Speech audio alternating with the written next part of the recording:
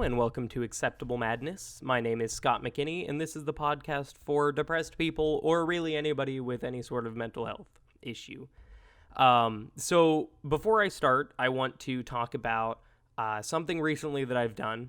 I have a blog, which is where this podcast goes up on, along with a lot of my writing and other stuff, and it's at acceptablemadness.com. But I teamed up with another blog that can be found. Their name is The Psych Talk, and what they put up is a lot of very positive and informational mental health articles, whether it's about a particular drug for a particular mental illness or a disease in itself, or something written by someone that has it, because that's actually what I did. Is I wrote something for them and it went up, and it's called A Week with Depression, I think, and I think it's pretty cool, and I think you guys should go check it out if you get a chance. But with that, as the microphone falls over on my desk a little bit, that's okay. With that, I think I'm going to dive right into it. So the title of this podcast is Catch-22. You don't have to be familiar with the term, but basically what it is it means that there's no right or wrong decision to make. Because, so if there's a lot of decisions, say you have to make a decision about literally anything, there's always some negative to each choice that you have. So a good example for that would be if a superhero was posed with, like if Batman and the Joker were there, and the Joker was going to kill one of two civilians, and Batman had to choose which one he wanted to stay alive, that's a catch-22, because no matter which one he chooses, someone dies. So there's no right answer. So, what I wanted to talk about, so I'm pretty new into the real world and all that, and what I wanted to talk about is all of these decisions that I've had recently and how they've affected me mentally, and how it's been a really hard struggle. And I'll start with some small ones and then move into big ones as we kind of move through this. So I mean, even the small ones are pretty big, but they might not have the same kind of long repercussions that some of the other ones do. But I'll just talk about one specifically. That I graduated from college in December of 2017, so a little bit over a year ago. I'm recording this in January of 2019. So I graduated in December. 6 months later, after a pretty long and aggressive job search, I found a job, and now we're 6 months into it, so I've held the same position and title for the past 6 months. And all of these things are massive steps, at least for me personally. Like, I know a lot of people graduate college and they can't fucking wait to get into the real world, and they know that they're going to be so thrilled and so happy about everything. I was only anxious. Nothing about it was appealing to me. I don't like the idea of a really consistent schedule where I have to get up and see the same people every day and do the same routine and follow under the rule of a boss. It's not something that appealed to me at all. And I still have friends that they've been out of college for a year and a half, and they love every second of it. And there's nothing wrong with that. But it's not for me. It's not something that I'm particularly thrilled about, and not something that I love. I do it, and I think I do an okay job, but I don't know. It's not for me. But some of the decisions that came with it were picking a job, picking a location, picking an apartment, and figuring out a whole hell of a lot of stuff, and all of it was a hard decision. So, and maybe it's just how my brain works, but they were all way harder to me than they seem to be for anybody else that I talked to about them. But it was also only happening to me. So I was the one that rightfully is the one that is going to get most anxious about it. But whenever I first got my job, so graduate in December, that's not that big a deal because I don't really have any real commitment lined up for me after that, because I didn't have a job immediately. So that wasn't so bad. But whenever I did eventually get hired by my job, a lot of stress came through it. A lot of it being, I've gotten hired onto this company, and I'm going to be here for a while. And I've never really made that kind of a commitment to somewhere before. I've been to a college for 4 years, but that's just more school. So that doesn't, and I was anxious about that too. Don't get me wrong. Going to college was definitely not an easy thing for me either. The first 2 years were absolutely miserable. And then I kind of figured out a bit more how to effectively go and make the best of my time. So that wasn't so bad after a while, but trying to figure out what job to pick, or, no matter how many options you have out there, even if it's only one, figuring out all that stuff is really nerve-wracking. And then after that, you have to figure out, okay, well, I have to get to this place by this day. I have to fill out all this paperwork, and I have to sign all these things. I signed a non-compete agreement. I signed, I joined a union, which I wasn't really expecting. And that's not something I ever really thought about. You don't hear about that anywhere in college or anything like that. It just kind of happened. There was a lot of stuff going on. Picking an apartment.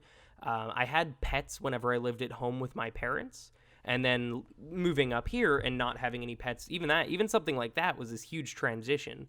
And I know that fresh out of college, people basically have to start from the bottom and move up or start from scratch. But I really don't like that idea. I don't like the fact that because you're young and you have a level of inexperience, that you're automatically at the ground level. And I'm not saying that I should be a CEO or the president of a company or any high positions, but I like the idea that you don't have to leave college and like hate your first job or something like that. That was never something that appealed to me, but it was something that a lot of people always said would happen. And that's no reflection over how I feel over my job, because it would be very unwise of me to talk about my job at all. So right now I'm not going to talk about it. This is just kind of the stuff around the job. So one of the big decisions that I had to make was finding an apartment. I knew that I would be in this area for at least a little while. So I decided to look for an apartment, and I looked for different prices and different qualities and different landlords and all this stuff. And I hated it. Like, I was looking at all these different sites that I've never used before, because there aren't that many people that frequently change apartments like super quickly or anything. So every time you go to find a new apartment, it'll feel like a foreign experience, or at least that's my thought for it. But I went to this one apartment that was really dingy. It smelled like dog. And like I actually went out onto the balcony. There was a little balcony outside of the sliding door in the back. And it was probably 6, 7, maybe 8 feet off the ground. Probably about a story. And the guy that was giving me a tour he told me that I had to go out on my own. It could be dangerous. So if I were to have signed that place, I would have had a balcony, which would have been great. But they wouldn't have been liable if there were any issues. And the thing didn't have any supports. It was warped. It was drooping down like it was going to fall. The thing was in shambles. And so I went to this apartment, and it sucked. But it was pretty freaking cheap. And the idea of a cheap apartment after college, like where you really don't have that much money, especially going into your first job, where at that moment I did not have an income. I was just I had savings, but I was blowing through them trying to figure everything out.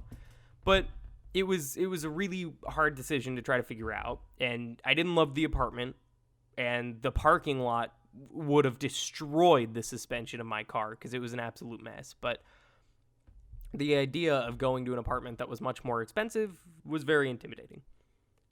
That being said, I started looking at other apartments also. I toured one that was pretty freaking nice. The rent was significantly higher, but it was nice. It was a place that I'd feel more comfortable calling home, and I'd be more comfortable having people over. And actually, I would, whenever I came home from a day of work, I would be able to come in and feel cozy. So I saw that place. I saw another one that was like between the two prices. And it wasn't bad, but they wouldn't let you have pets, and that was something I've always wanted to have on the table, even though I don't currently have a dog or cat or fish or anything. Because I like pets, and they feel homey, and I like being around them. So I wanted that option. I know that a lot of people will wait after college to get one, which is what I'm doing. But again, I needed that option. So I tried out a few other ones, and I ultimately came down to the one that I was talking about second, which was a bit pricier, but a bit more comfortable. So I went down, and while I was at work over my break, I had to go down to the actual real estate agency, which was within walking distance. I work in downtown. It was like 2 or 3 blocks away. So I just walked to the place, and I filled out the paperwork, and I figured it all out, and I freaked out. I walked back, and I had tears in my eyes because I had just signed my life away for a 1-year lease. And there are ways to get out of it. Even I would have to pay forward, like pay the next month's rent, and that's something that I can afford to do because I'm pretty good with money. I like being very frugal and not doing too much with it. But it was still just the craziest thing to me because a few months ago, I was just this guy who got a college degree and had no responsibility except for applying to jobs and trying to get them. But I didn't have all of this weight on my shoulders. I wasn't the one necessarily responsible for the roof over my head at that moment. It was a weird time. So this huge jump from, well, I need a job because that's what's expected and that's what I'm supposed to do, and I need money, to getting a job and signing your life away for an entire year was terrifying to me. I wasn't scared. I was okay if the lease was month to month, that wouldn't scare me. But the fact that I had done it for a whole year, I'm 22. By the time I'm 23, I would still be in the same position, scared the hell out of me. And I didn't feel like there was a right decision, whether it was picking the different apartment that was a little bit cheaper and maybe having a more flexible lease, or picking the one that was nicer and I'd actually feel more comfortable there, but I'd have to sign the full year lease. And there was no good answer. No decision that I made me feel happy because it was hard. It was really hard and I didn't know what to do. And the same decision came for finding a career, and I'm sure in the future it'll come if I hit the point where I'm looking for a new career, because I wouldn't know if I would want to leave the current place or the idea of searching for jobs again is miserable because searching for them the first time sucked. But I'm sure that whenever the time is right for that, if that time does come, that'll be just as hard, and I'll hate it so much because I won't know if I should leave these people that I've grown to work with, or if I should stay around, or if I should stay in the area, or if I should go to a different area entirely, or all this stuff. And it's just confusing. And none of it's a good decision. I know that there are a lot of people, myself included, who whenever they graduate, they want to stay close to home. And I was able to do that at least somewhat. And it, you might not find the best jobs around, or maybe there's not the best job market, or maybe what you really want to do isn't by your family. So I'm in marketing, and I eventually got to sales, which was a decision I was fine with making. But if I wanted to do something in other areas of the marketing field, I more than likely would have had to go to a totally new area. And personally, well, this is a podcast about depression, I didn't feel comfortable enough with myself and my own state of mental health to go elsewhere. I genuinely thought that if I left, that there was a chance I would kill myself. Like, I thought there was an honest chance that if I was so anxious and totally out of place and there was no one close that I could go to ask for help, I thought there was a chance for that. And I didn't want to risk it, which is another reason that I wanted to stay so close. And, I mean, since getting a new apartment, there's just been more and more decisions that have been equally hard. I started making a blog to put out my writing, and it doesn't get in front of a good, that grand an audience, but it was still nice to get it in front of a small amount of people. But now I'm trying to get it on more social media. So I've like made a Facebook page and an Instagram page, but it's still really hard because it's still a point where you're still, as I say the word still 100 times, so sorry about that, but being comfortable with putting my work out in front of so many people is just as hard as anything else. So I went from making a blog where it was a miracle if anybody would find my work, and now I'm putting it on Facebook. But what that does is that opens me up to a lot more criticism and a lot more trolling. And that's something that'll be really hard to deal with because the writing and the podcast and everything I do is very, very personal. It's something that I feel like I'm ready for, but I'm not necessarily thrilled for it. Although the constructive criticism and that element of it, I know that I'm going to like a lot because I like when people talk to me about my work, whether it's them saying that they're not that big a fan or if they say they love it and it really helps them. That's nice, but there's still that negative side. And so it's never such an easy decision. It's never, oh, let's just make a Facebook page and try to get my writing out there. It's, are you ready to deal with the consequences of not so nice people being there, because they exist and they'll find it eventually. So I don't know.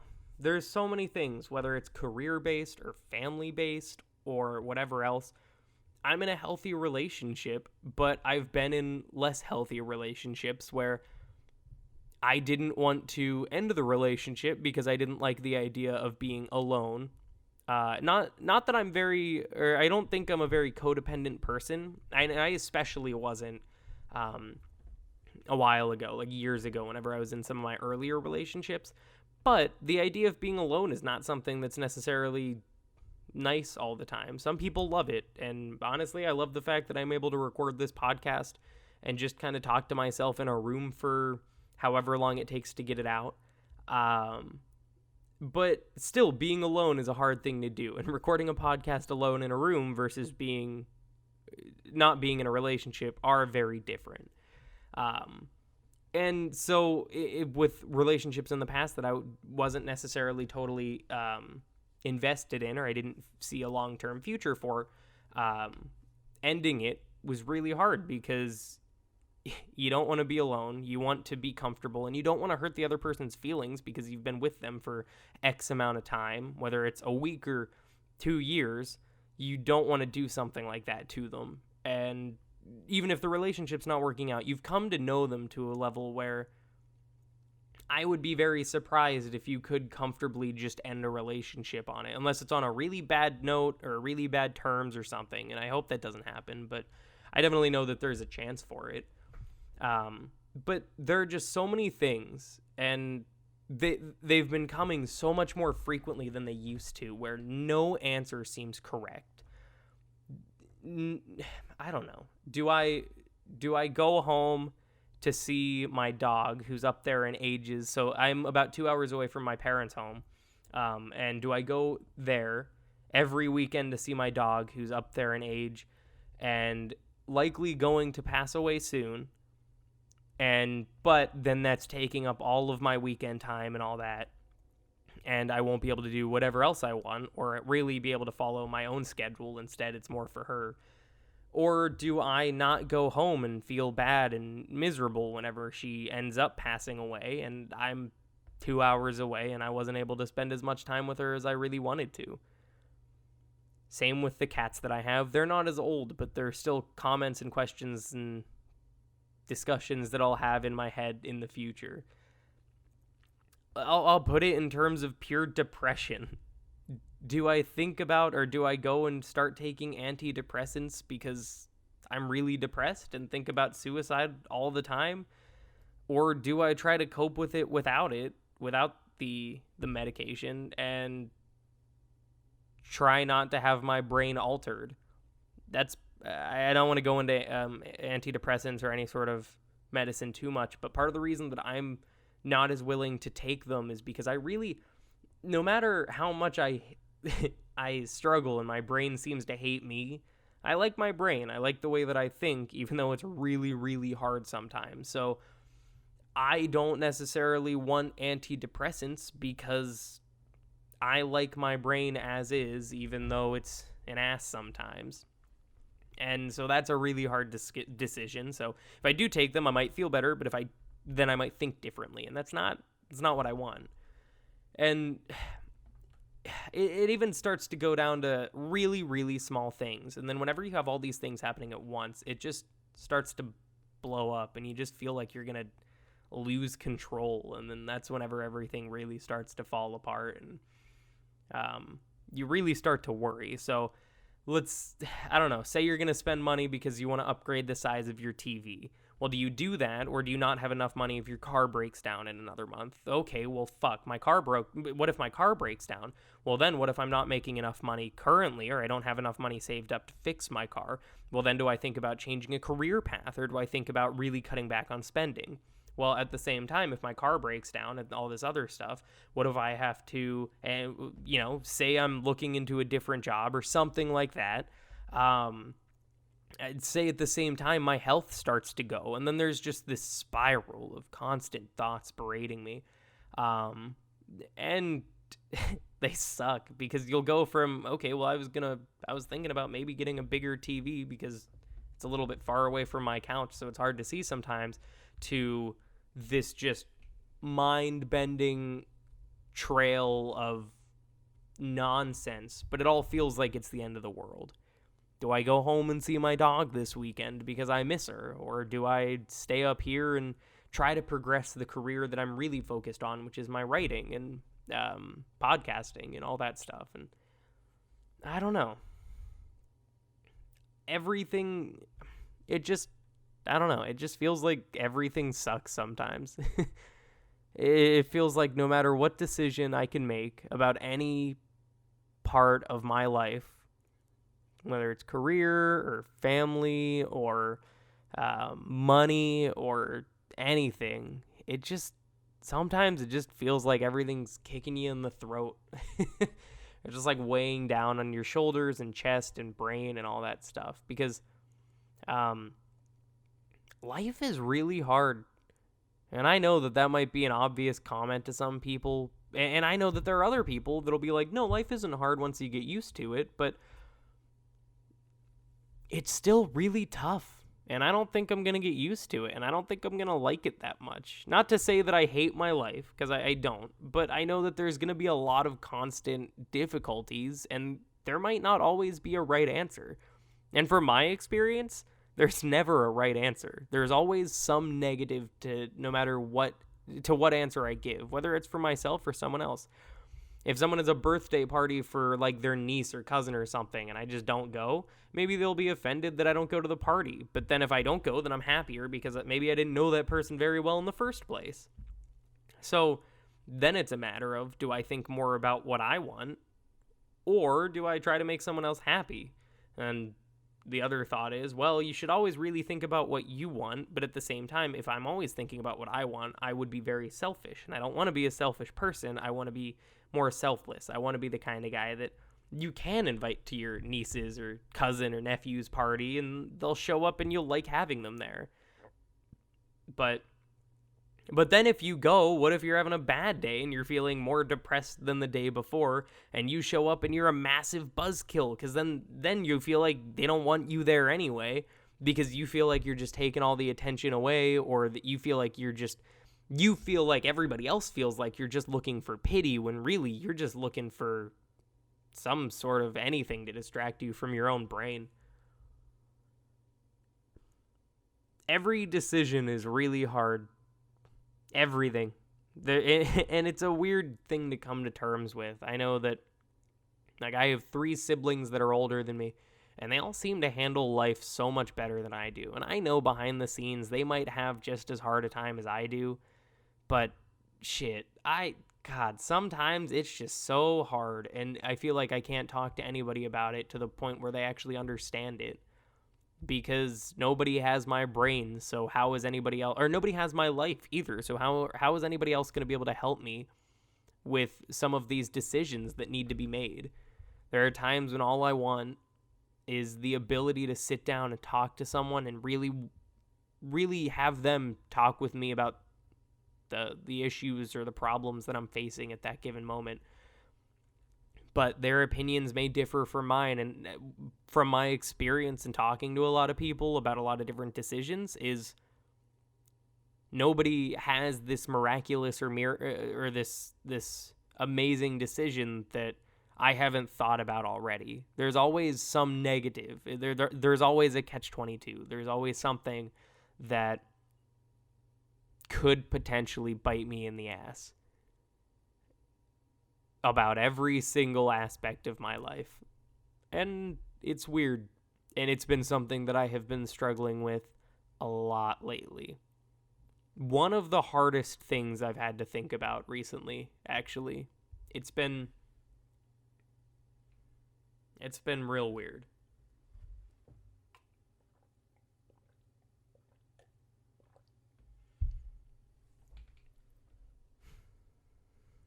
Adulting is hard. And I know that's basically an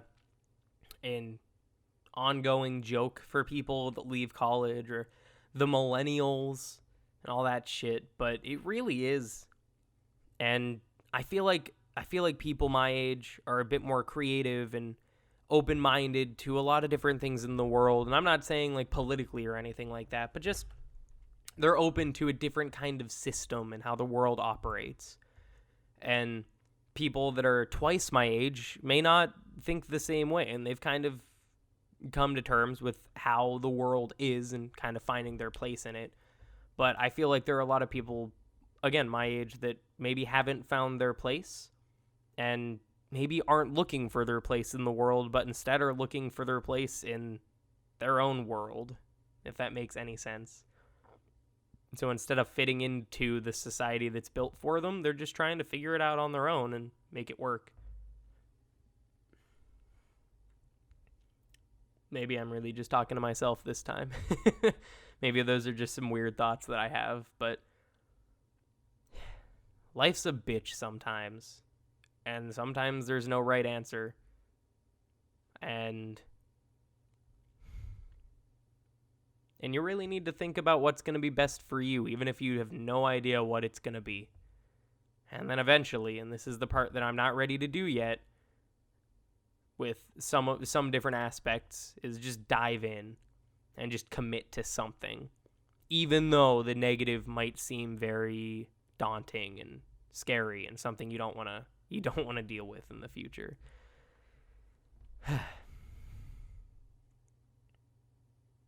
I hope you don't have as many difficult decisions as it feels like I do, but I know everybody has the same decisions and everybody just handles them differently.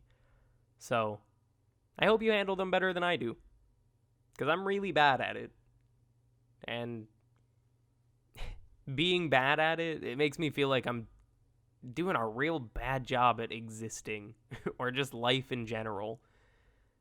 It's weird, but that's what it is, I guess, and it sucks to say that, because I wish it wasn't just what it is, but that's the hand I've been dealt. So I've been trying to roll with the punches, and I hope you do too. I hope you've been rolling with them, even whenever you come to these difficult decisions that need to be made, whether it's choosing a college, choosing a career, choosing a dog from a shelter. I don't fucking know. Just whatever decision you make, I hope you can handle it, and I hope you can really look at it with open eyes and try to figure out what's best for you.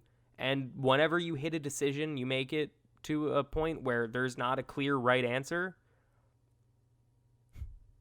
No matter what you pick, you're probably doing the right thing, but it might be really hard at first, and maybe it'll be hard later too. But just remember, even if you make a wrong decision, where you pick one that you think the positive outweighs the negative, and really the negative is just the absolute worst thing in the world, all that means is the next decision you're going to have to make is probably not going to be as hard, even if it is a catch-22, because the negative that you're dealing with right now sucks harder than the positive that you see in the other one. So hopefully you don't have to deal with stuff like that yet. Just, I don't know, find that childhood whimsy and pretend like everything's rainbows and butterflies all the time, because that's what I try to do.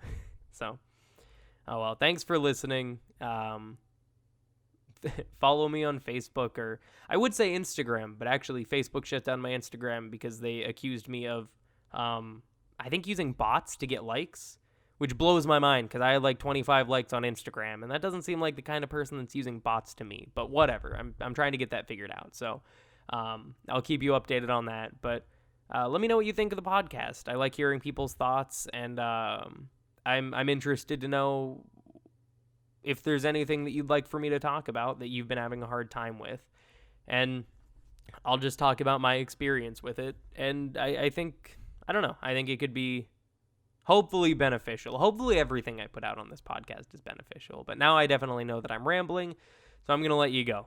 So have a good week. I'll talk to you next Monday. And you're great. Why not? You deserve a compliment. You're pretty too.